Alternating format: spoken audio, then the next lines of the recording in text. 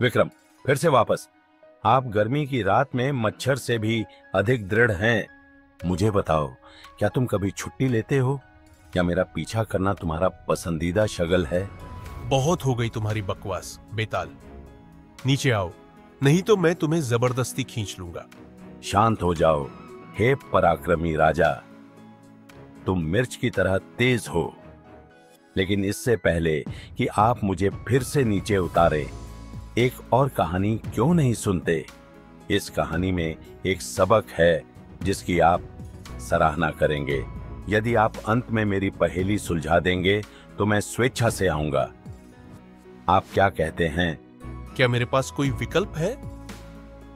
बोलो बेताल, लेकिन ये जान लो, तुम्हारी पहेलियां तुम्हें अधिक समय तक नहीं बचाएंगी। आह, आत्मविश्वास। आइए देखें कि क्या यह कायम रहता है। आज की कहानी है गहरा लाल कमल और चंद्रमा का अभिशाप। बहुत समय पहले चंद्रलोक राज्य में सूर्य प्रताप नाम का एक बुद्धिमान लेकिन सन की राजा रहता था। उन्हें एक दुर्लभ फूल के बारे में एक अजीब जुनून था, जिसे रहस्यमय गहरा लाल कमल के नाम से जाना जाता था, जिसके बारे में कहा जाता था कि यह केवल पूर्णिमा के प्रकाश में ही खिलता है। ऐसा माना जाता था कि यदि कोई पवित्र हृदय वाला व्यक्ति इसे तोड़ ले तो यह फूल आत्मा की अमृता प्रदान करता है। शाश्वत जीवन का दावा करने के लिए उत्सुक सूर्य प्रताप ने अपने राज्य में सबसे गुणी व्यक्ति को बुलाया, वरुण देव नाम का एक विनम्र किसान। वरुण देव ईमानदार, दयालु और सभी के प्रिय था। राजा ने उसे चांदनी से जगमगाए जंगल में जाने और फूल वापस लाने का आदेश दिया। वरुण देव हालांकि झिझक रहा था, अपने राजा की सेवा करने के लिए सहमत हो गया। पूर्णिमा की पूर्व संध्या पर वरुण देव जंगल के बीचों बीच पहुंचा। वहां एक चमकते तालाब के बीच उसने प्रकाश से युक्त कमल देखा, लेकिन जैसे जैसे वह निकट आया, चांदनी मध्यम हो गई और एक अलौकिक आवाज गूंज उठी। सावधान नश्वर, यह कमल शापित है। जो कोई भी इसे तोड़ेगा, यह उस पर कयामत लाएगा जिसे वे सबसे अधिक प्यार करता है। वरुण देव अपने राजा के प्रति वफादारी और अपने परिवार के प्रति प्रेम के बीच उलझ गया। उसने खाली हाथ लौटने का फैसला किया। उसका मानना था कि कोई भी ताकत या शक्ति इतनी कीमती नहीं रहती कि उसकी जगह अपनों को खोना पड़े। हालांकि लालच में अंधे होकर सूर्य प्रताप ने वरुण देव के इनकार को मानने से मना कर दिया। उसने अपने चालाक मंत्री वीरेंद्र को फूल वापस लाने के लिए भेजा। वीरेंद्र ने चतुराई दिखाते हुए चेतावनी को नजरअंदाज कर दिया और कमल तोड़ लिया। श्राप तुरंत लग गया। उसी रात रानी राजा की सबसे प्रिय गंभीर रूप से बीमार पड़ गई। शाही चिकित्सक ने घोषणा की कि कोई भी उपाय उसे नहीं बचा सकता।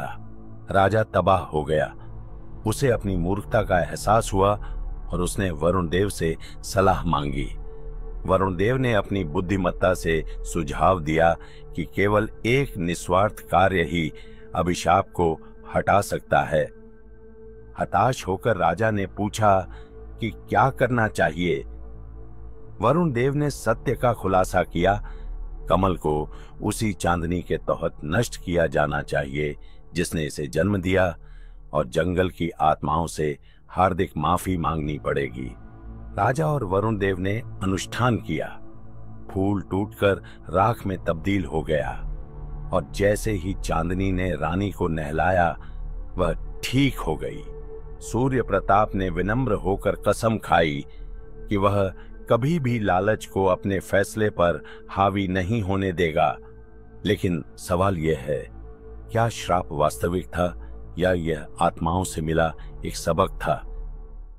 और अब हे बुद्धिमान विक्रम, मुझे यह बताओ, क्या कमल का अभिशाप वास्तव में अलौकिक था या यह मानवीय गुणों का परीक्षण करने के लिए बनाई गई एक चतुर चेतावनी थी? सोच समझकर जवाब दो, नहीं तो मेरा बचना तय है। श्राप अलौकिक हो या न हो बेताल, लेकिन इसका उद्देश्य स्पष्ट था, लालच के खतरों और निस्वार्थता की शक्ति को प्रकट करना। सूर्य प्रताप के अमृता के जुनून ने उसे अपने कार्यों के परिणामों के प्रति अंधा कर दिया।